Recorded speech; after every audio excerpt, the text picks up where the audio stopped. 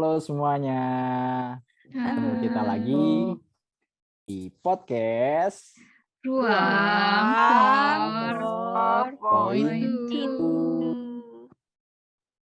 Seperti permintaan kalian di kolom chat podcast sebelumnya nih.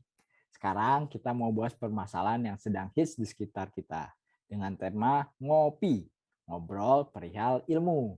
Tapi sebelum kita masuk ke materi, kita mau perkenalan dulu nih.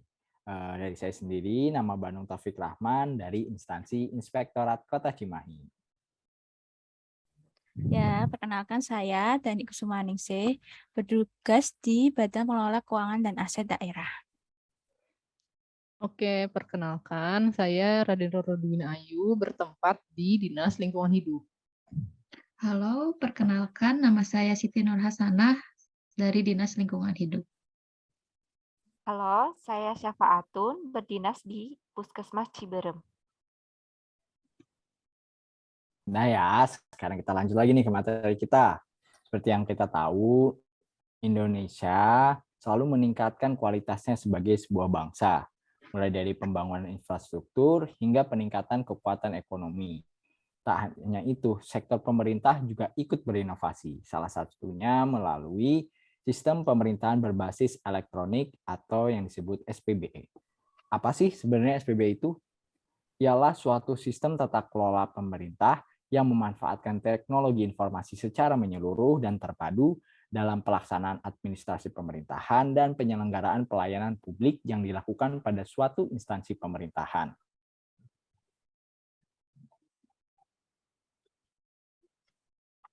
Sebelum kita bahas lebih dalam tentang SPBE, angka baiknya kita mengetahui kenapa SPBE ini harus dilaksanakan. Mungkin dari Teh Syafa'atun bisa menjelaskan kepada kami? Ya, latar belakang adanya SPBE yaitu harapan masyarakat akan pelayanan yang cepat, yang bersih, yang efektif, serta transparan, dan didukung dengan adanya revolusi teknologi informasi yang semakin berkembang pada akhir-akhir ini, sehingga mendorong pemerintah untuk membentuk suatu sistem yang terpadu yang berbasis elektronik. Mungkin dari sekian dari saya, mungkin ada yang bisa menambahkan. Pasti kan setiap kebijakan pasti selalu ada aturan dasar untuk memperkuat kebijakan itu.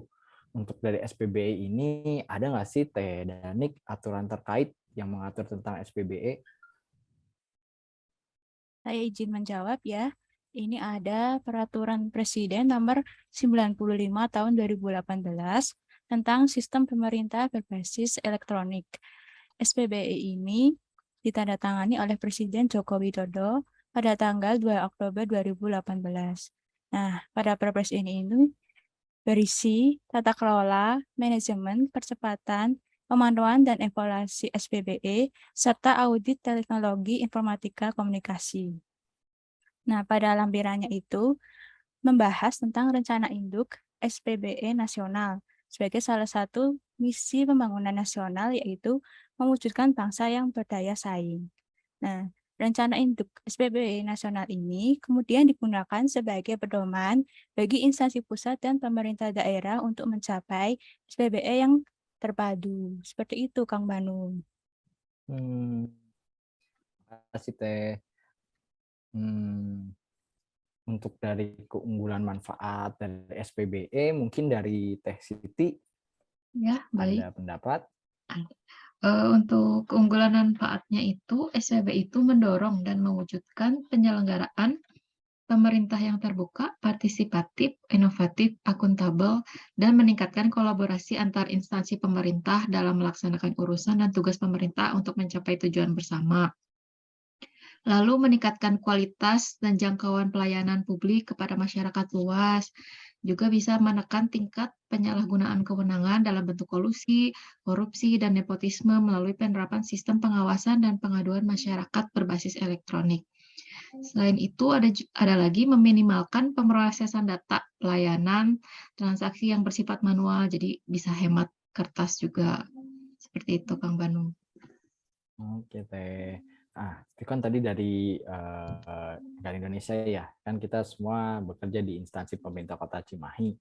Teh Dunia tahu nggak sih kalau visi misi dari Cimahi sendiri itu ada yang berhubungan nggak dengan SPBE ini? Oke, Kang Bunung, jadi saya coba jawab ya. Mungkin seperti yang kita tahu, kalau visi Kota Cimahi itu kan terdiri dari memajukan Cimahi maju agamis dan berbudaya. Nah, mungkin yang berhubungan dengan SPB ini adalah visi terkait yang poin maju. Karena maju itu sendiri memiliki pengertian seiring bertambahnya waktu, Kota Cimahi itu harus terus maju ke depan, mengalami peningkatan dan bertambah baik di semua aspek kehidupan. Nah, yang sejalan dengan itu mungkin misi yang nomor 1 dan nomor 3. Karena yang poin nomor 1 itu adalah meningkatkan kualitas sumber daya manusia yang berkepribadian, berakhlak mulia, cerdas, sehat, dan unggul. Nah, sedangkan yang poin ketiga itu adalah memberdayakan perekonomian daerah berbasis ekonomi kerakyatan yang berorientasinya itu pada jasa berbasis teknologi dan informasi. Nah, menurut yang saya tahu juga bahwa SPBI ini kan tidak hanya berfokus kepada pemerintah dan kita ya sebagai ASN, cuma juga harus fokus terhadap nanti masyarakat dan pelaku usaha. Mungkin itu sih Kang Banu. Terima kasih Teh. Jadi kan tadi sudah disebutin ya kalau Cimahi memiliki visi misi yang berhubungan dengan SPBE. Jadi pasti di instansi kita nih sudah menyelenggarakan baik dari yang pusat tadi dari tahun 2018 maupun sejalan dengan visi misi Kota Cimahi. Contohnya seperti di instansi saya, Inspektorat, sudah sedang merumuskan aplikasi WBS, program WBS Whistleblowing System, yang untuk sebagai tempat pengaduan apabila terdapat indikasi dugaan tindak pidana korupsi di lingkungan kerja. Bagaimana kalau di TTT ada contoh lain di instansinya? Izin Kang, kalau saya di BPKAD itu kebetulan tahun ini ada proyek perubahan dari Kepala BPKAD, yaitu digitalisasi dan integrasi sistem informasi dengan web service up to date. Nah, web service up to date ini mengintegrasikan data pegawai dari sistem kepegawaian dan sistem Taspen agar datanya itu satu, terus kemudian ada integrasi dengan Sikonci sebagai dasar perhitungan TPP. Lalu dari up-to-date ini menghasilkan perhitungan gaji dan tunjangan yang kemudian diintegrasikan dengan aplikasi keuangan SIBD untuk penerbitan dokumen pencairannya. Nah, dari semua itu menghasilkan pengelolaan keuangan dan barang milik daerah yang lebih efisien dan efektif, Kang. Gitu. Ya, kasih contohnya ada yang lain? Mungkin dari saya ya Kang Banu.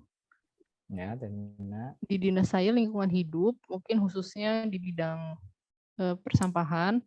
Jadi di bidang kami juga ingin merencanakan adanya suatu pusat pengendalian operasi nanti yang berisi data dan informasi. Jadi nanti itu bisa diakses oleh masyarakat, oleh publik, yang mungkin nanti isinya lebih kepada kontribusi pengurangan sampah skala kota ya, yang nanti datanya itu real time, bisa harian, mingguan, bulanan. Jadi tidak perlu lagi mungkin publik itu minta datanya langsung gitu ya, datang ke kantor segala macam. Mungkin itu untuk memudahkan ini sih akses untuk masyarakat juga. Itu sih paling. Ya. Selanjutnya ada dari saya juga di Dinas Lingkungan Hidup. Di Dinas Lingkungan Hidup ini aplikasinya ditujukan untuk para pelaku usaha yang ingin mengajukan perizinan lingkungan. Salah satu keuntungannya yaitu aplikasi ini dapat melakukan penapisan mandiri. Jadi mereka bisa mengetahui dokumen apa yang harus mereka buat untuk jenis usaha yang mereka miliki. Seperti itu. Jadi nggak manual lagi teh ya gitu ya. Oke. Bagus. Untuk terakhir ada contoh dari Teh Safatun. Ya, kalau untuk pelayanan kesehatan, kita sudah ada telemedicine Indonesia atau aplikasinya Temenin. Nah, di sini sangat berguna sekali pada saat pandemi, yaitu dari mulai awal, misalnya seorang pasien ingin mengetahui rumah sakit mana saja, puskesmas mana yang terdekat, itu bisa lewat aplikasi ini. Untuk diagnosis juga bisa berkonsultasi, bisa lewat HP, dan juga sampai akhirnya mendapatkan obat juga bisa lewat HP. Nanti pengirimannya juga tidak secara langsung, jadi bisa dikirim gitu menggunakan aplikasi pengiriman begitu. Kurir Itu ya kalau Teh. dari Dinas Kesehatan. Baik, terima kasih Teteh atas informasi yang diberikan. Jadi kita lebih mengenal tentang apa sih itu SPBE. Sedikit rangkuman dari saya, seperti dijelaskan sebelumnya bahwa SPBE itu merupakan pendukung bagi misi pembangunan pemerintah pusat maupun sudah ada di visi misi Kota Cimahi. Dan juga telah terwujudkan di instansi kami masing-masing.